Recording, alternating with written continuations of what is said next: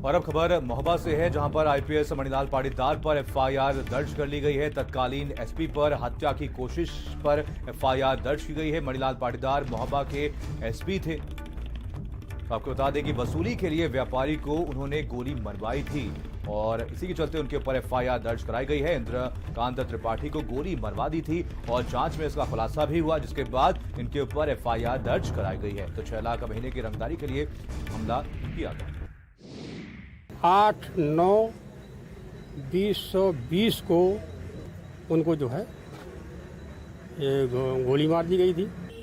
साजिश रच के एसपी महोबा मणिलाल पाटीदार जी और उनके अधीनस्थ कर्मचारी एसओ कवरई श्रीमान देवेंद्र शुक्ला जी और कुछ सहयोगी पुलिसकर्मी गए व इनके विशेष कृपापात्र सुरेश सोनी व ब्रह्मदत्त वगैरह ने जो है साजिश रच के षड्यंत्र के तहत ये घटना कारित करवा दी।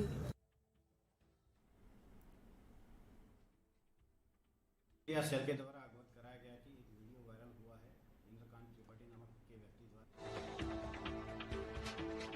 तो आपको बता दें कि आईपीएस मणिलाल के खिलाफ एफआईआर दर्ज करा दी गई है। इंद्रकांत त्रिपाठी को उन्होंने गोली मरवाई थी। जांच में इसका खुलासा भी हुआ, जिसके बाद एफआईआर दर्ज करा दी गई है। तो आपको बता दें कि 6 लाख महीने की रंगदारी के लिए व्यापारी के ऊपर हमला किया गया था और इसी के बाद तत्कालीन एसपी के साथ करती हूँ कि आप हमारी मदद करें। हमारा पूरा परिवार आज संकट में है।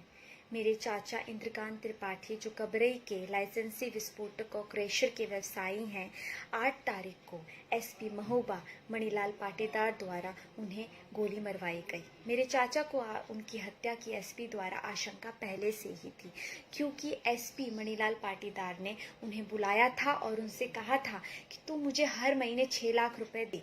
अगर तू नहीं देगा तो मैं तेरे परिवार और तुझ पे इतने फर्जी आरोप लगा दूंगा सट्टेबाजी के और अवैध विस्फोटक के कि तू चाह कर भी कभी भी जेल से वापस नहीं आ पाएगा। माननीय मुख्यमंत्री महोदय जी से मैं ये निवेदन करना चाहता हूँ कि मैं इंद्रकांत त्रिपाठी पुत्र श्री किशोरीलाल त्रिपाठी जवाहर नगर कबरई का निवासी हूँ। महोबा पुलिस अधीक्षक श्री मणिलाल पाटीदार एक बहुत ही भ्रष्ट अधिकारी है जो खुलेआम हर किसी से रुपए की डिमांड करते हैं। जैसा कि मेरे साथ घटित हुआ, मणिलाल पाटीदार ने मुझे बुलाया और मुझसे कहा, इंद्रकांत तुम अपने विस्फोटक का काम बंद क्यों किए हो। मैंने उन्हें अपनी समस्याएं बताई तो उन्होंने मुझसे कहा कि काम चालू करो और मुझे 6 लाख का महीना प्रोवाइड करवाओ, जिसको देने में मैंने असमर्थता जताई।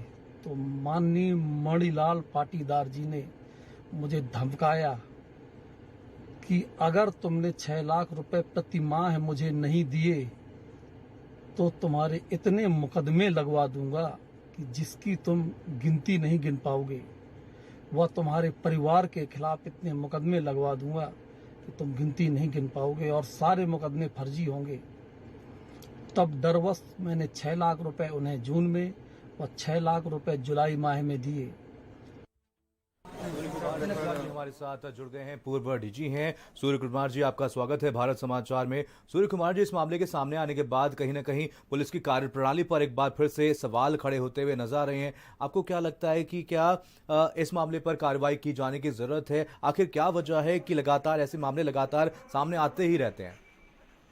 हाँ, ये बहुत ही चिंताजनक बात है, बहुत ही खेदजनक बात है। हाँ। परंतु ये बात का हमें सबको ध्यान रखना चाहिए कि जो अगर एक अधिकारी ने कोई बदनीयती की है, गलती की है, तो उसकी रिपोर्ट जांच वहां के आईजी ने दिया और आईजी की रिपोर्ट पर पुलिस विभाग ने और शासन ने कठोर कार्रवाई करते हुए न केवल उनको निलंबित कर दिया बल्कि साथ में मुकदमा भी कायम करा दिया। हाँ। तो ये उच्च स्तर की पारदर्शिता बढ़ती जा रही है और वो इसीलिए कि जनता को, लोगों को, विभाग में, शासन में ये भरोसा रहे कि अगर बड़ा से बड़ा कोई अधिकारी भी गलती करता है तो उसको कोई रियायत नहीं दी जाएगी।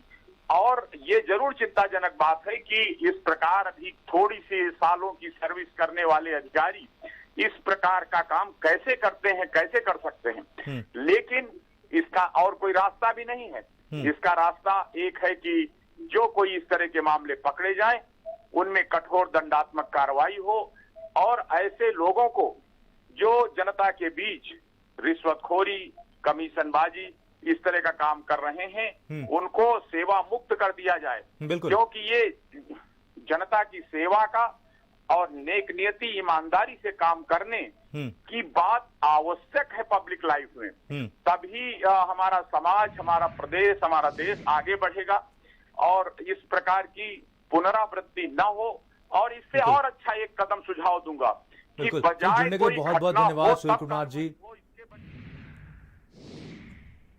प्रकाश सिंह हमारे साथ पूर्व डीजीपी जुड़ गए हैं। प्रकाश जी, स्वागत है आपका भारत समाचार में। प्रकाश जी, इस मामले के सामने आने के बाद एक बार फिर से कहीं ना कहीं पुलिस की कार्यप्रणाली पर सवाल खड़े होते हैं और इस पूरे मामले में एसपी को सस्पेंड भी कर दिया गया है।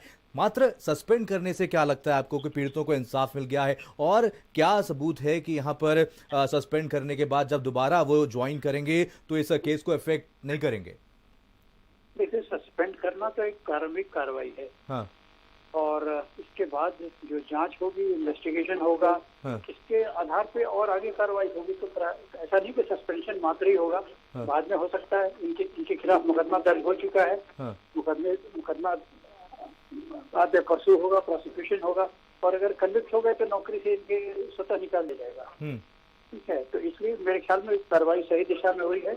और योगी जी की सरकार ने जो ये सख्त कदम उठाए हैं एसपी इलाहाबाद और एसपी महोदय के विरुद्ध, मैं इसका पूरा समर्थन करता हूं। बल्कि मैं तो कहूंगा कि ऐसे और अफसरों को, क्या हुआ, ऐसे और ऑल इंडिया सर्विस के जितने अफसर हैं उन पर गाज गिरनी बहुत जरूरी है। क्योंकि अभी तक कुछ ऐसा रिवाज चल पड़ा है कि बस दरोगा सस्पेंड हो जाता है, इंस्पेक्टर सस्पेंड हो जाता है, सिपाही सस्पेंड हो जाता है। परंतु जो अधिकारी जिनके मतलब शिथिल पर्यवेक्षण के कारण ऐसा होता है और जो खुद इन बातों में शायद लिप्त है, उनके खिलाफ कार्रवाई होती है, बच जाते हैं।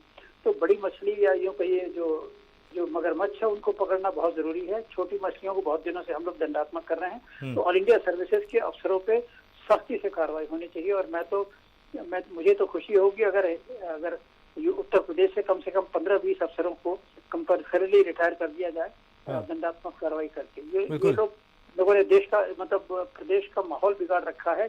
और बार बार ये सुनने में आता है कि योगी जी स्वयं तो स्वच्छ हैं और स्वच्छता चाहते हैं, परंतु अफसर फिर भी मतलब अपने धंधे से बाज नहीं आ रहे हैं और मतलब गलत कार्यों में लिप्त हैं। ये बार बार खबर मुझे आ रही है। बिल्कुल प्रकाश जी, मामले लगातार बढ़ते ही जा रहे हैं। चल, जुड़ने के लिए बहुत बहुत धन्यवाद प्रकाश सिंह जी।